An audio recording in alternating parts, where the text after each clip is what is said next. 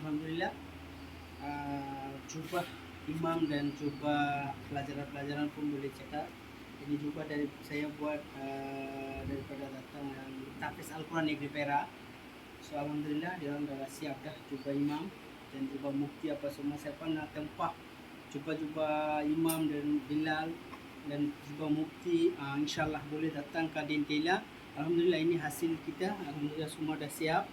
InsyaAllah nanti dalam 2-3 hari dia datang ambil. Lebih kurang ada 20 orang. Ini jubah kot, bukan jubah biasa, jubah kot. 2 lapis punya, Masya Allah dah siap. Dan anda semua untuk nak buat baju-baju kokrat dan jubah imam, jubah mufti daripada JK surau dan masjid, sila datang ke Din Tela. Hubungi saya.